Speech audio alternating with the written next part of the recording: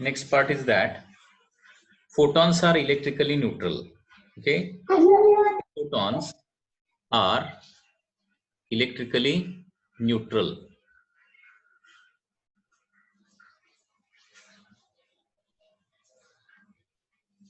Photons are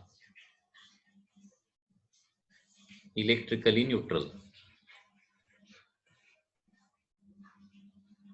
Okay, so these photons cannot be deflected by electric field or magnetic field, as they are electrically neutral. So that is the next point. After that, in photon particle collision what happens? Okay, photon और particle का जब collision होता है तब क्या होता है? photon और particle का collision मतलब photon अगर एक surface पर incident होता है या फिर photon और electron का collision होता है तो क्या होता है? So in photon particle collision, all the energy of photon is instantly transferred to that particle. So that happens. Okay, in photon particle collision, particle means we can take electron. In photon particle collision, all energy of photon is instantly transferred without any time lag. Okay, instantly transferred to electron. Okay, in photon particle collision, all the energy of photon is instantly transferred to electron. So photon की जितनी energy है that is h nu या फिर h c by lambda या फिर 12,400 divided by wavelength in angstrom, ये सभी energy electron को या फिर उस पार्टिकल को इंस्टेंटली ट्रांसफर होती है. ओके, अभी इलेक्ट्रॉन या फिर पार्टिकल को एनर्जी ट्रांसफर होने के बाद क्या होता है? In this process new all the energy may be absorbed or new photon may be created. Okay, so in this process जब कोलिजन होता है तो एनर्जी पहले तो ट्रांसफर होती है, ट्रांसफर होने के बाद एक तो कंप्लीटली एब्सॉर्ब हो जाएगी. Okay, it is completely absorbed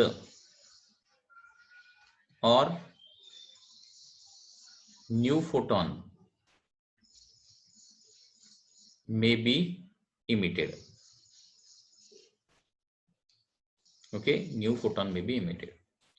अब कंप्लीटली एब्सॉर्ब कब होती है और न्यू फोटोन कब इमिट होता है? जनरली फोटोन पार्टिकल मतलब photon and electron he generally collision होता है. फोटोन और इलेक्ट्रॉन मतलब जब भी किसी सरफेस पे हम फोटोन इंसिडेंट करते हैं या फिर रेडिएशन इंसिडेंट करते हैं, हमेशा ध्यान में रखिए, जब भी फोटॉन्स सरफेस पर इंसिडेंट होते हैं तो फोटोन और इलेक्ट्रॉन का ही कोलिजन होता है.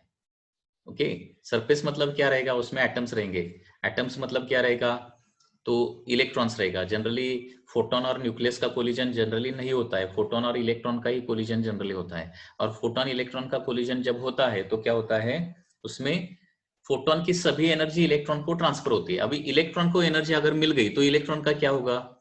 एक तो एटम को लीव करेगा, मतलब बहुत ज्यादा एनर्जी अगर मिल गई इलेक्ट्रॉन को तो क्या हो जाएगी? Electron leaves the atom and atom is converted into ion. So in this process क्या हो जाएगा? फोटोन की सभी एनर्जी एब्सॉर्ब होगी, सिर्फ एब्सॉर्ब हो जाएगी.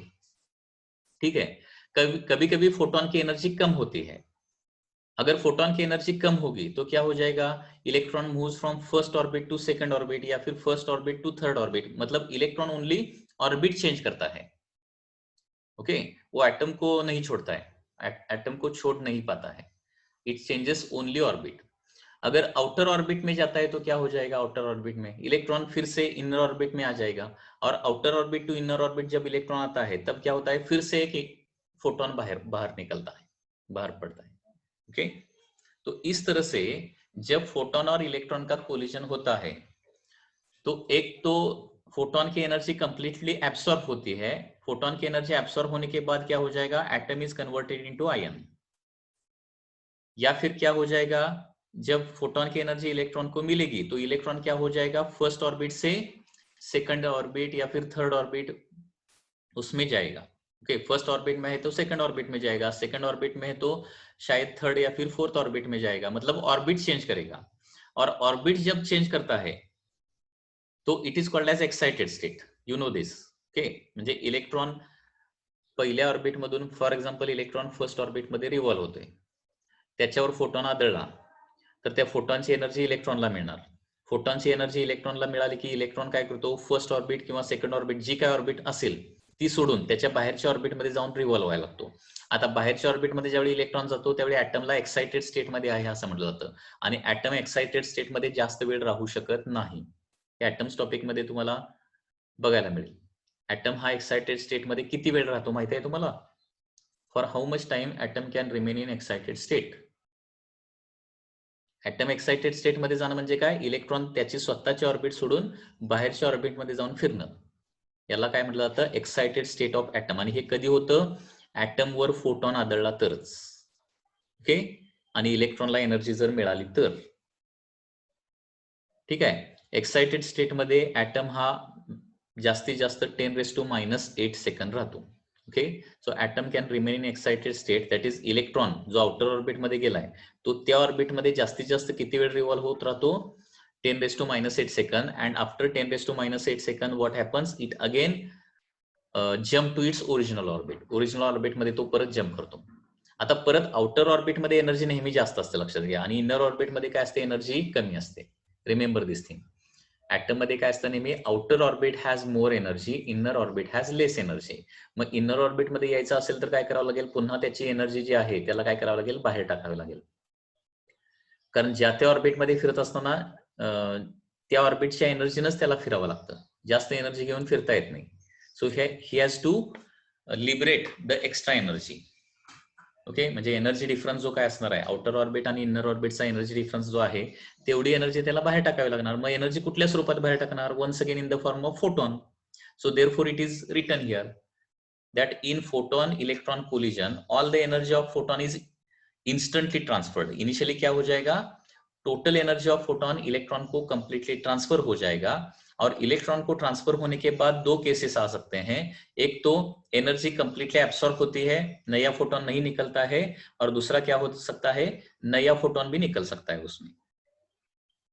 ओके, अगर इलेक्ट्रॉन को एनर्जी मिलने के बाद इलेक्ट्रॉन अगर एटम को छोड़ता है कंप्लीटली तो क्या हो जाएगा, atom is converted into ion and we can say that energy is only absorbed.